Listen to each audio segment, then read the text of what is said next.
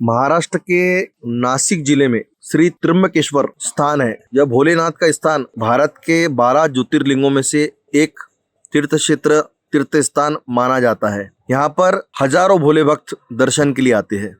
प्रतिदिन यहाँ पर नारायण नागबली तथा काल सर्पयोग त्रिपिंडी इसका विधिवत पूजन किया जाता है। यह पूजन 2.5 दिन चलता है। इस स्थान पर आने वाले लोग विधि कराते समय सफेद वस्त्र धारण करते हैं, जिसमें महिलाएं भी सफेद साड़ी पहनकर इस विधि में बैठती है। त्र्यंबकेश्वर मंदिर के पास यहाँ पर ब्रह्मगिरी पर्वत है। यह ब्रह्मगिरी पर्वत पर जाने के लिए करीब 750 सीढ़ियाँ है और वन्य परिक्षेत्रों में स्थापित यह मंदिर जो ब्रह्मगिरी पर्वत के नाम से जाना जाता है।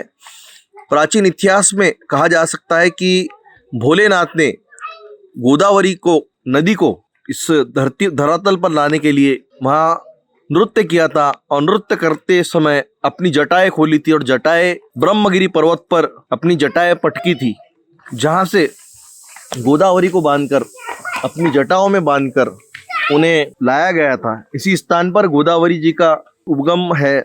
और यही नहीं तो इस ब्रह्मगिरी पर्वत पर की ऊंचाई पर जहाँ पर गंगा नदी जी का उगम है और गंगा नदी का उगम देखने के लिए हजारों भोले भक्त प्रतिदिन लाखों भोले भक्त इस पहाड़ी पर चढ़ते हैं। ब्रह्मगिरी पर्वत, यह ब्रह्मगिरी पर्वत जो करे ब्रह्मगिरी, जो चढ़े ब्रह्मगिरी उसकी हो जाए यमपुरी, यानी यमराज पर वो विजय पा लेता है। इस प्रकार की बात शास्त्रों में लिखी है। और ब्रह्मगिरी पर्वत की 700 सीढ़ियाँ है।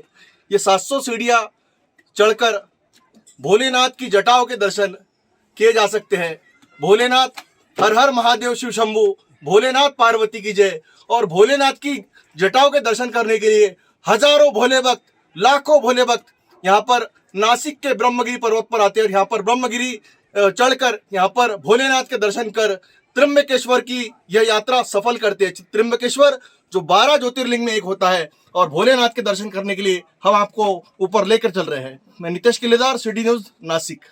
जमीन से करीब जाना आना मिलाकर 1500 पायरी का ये सफर है, लेकिन ऐसा लगता है कि आसमान के काफी करीब है और धरती पर इतने ऊपर पहुंचकर भोले बाबा के जो भक्त हैं यहाँ पर विधिवत पूजन करते हैं। इस गोदावरी के जो उगम स्थान है वहां से नंदी के मुंह से लगातार पानी बहता है। ये पानी जो है वो पर्वतों से गुप्त स्थान से आता है और गंगा और गोदावरी इनका संयुक्त मिलन होकर यह नदी जो है ये बहती है और यह नदी उधर आंध्र प्रदेश की ओर, तमिलनाडु की ओर उधर जाती है। ऐसा कहा जाता है कि यह नदी जो है वो भोलेनाथ की कृपा से वे त्र्यंबकेश्वर में यह नदी है जिसका कुंड यहाँ पर गोदावरी नदी के रूप में यहाँ पर बह रहा है।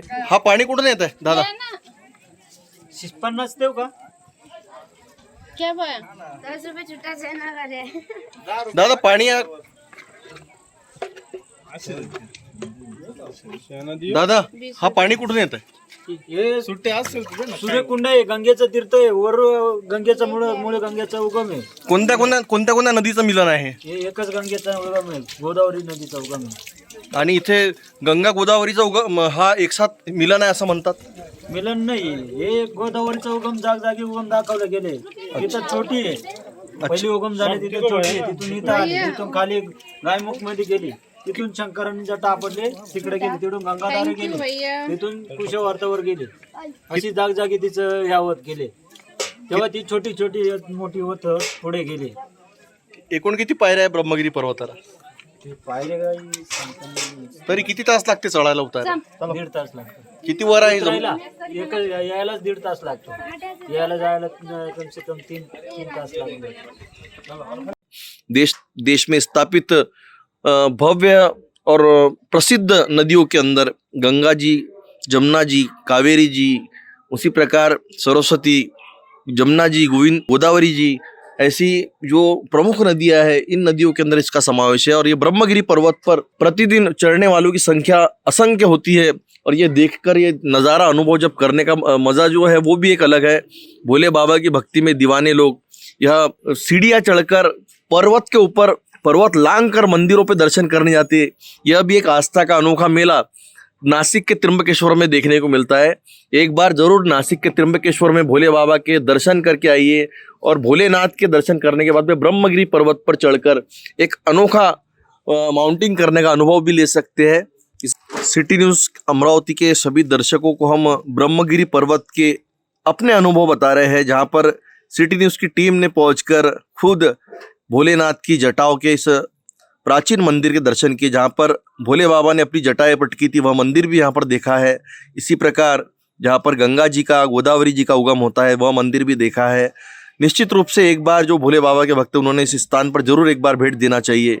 जिस प्रकार देश में भोले बाबा के भक्त लगातार बढ़ रहे हैं, जैसे पंडित प्रदीप जी मिश्रा, इनकी मधुर वाणी से एक लोटा जल सभी समस्याओं का हल, इस प्रकार का नारा पूरे देश में गूंज रहा है। उसी प्रकार भोले भक्त के दर्शन के लिए त्र्यंबकेश्वर में आकर एक बार 12वें ज्योतिर्लिंग में से एक ज्योतिर्लिंग के दर्शन कर ब्रह्मगिरी पर्वत का भी अनुभव लेंगे तो निश्चित रूप से भोले बाबा की भक्ति का अलग अनुभव आपको होगा। मैं नितेश किल्लेदार, सिटी न्यूज़, नासिक।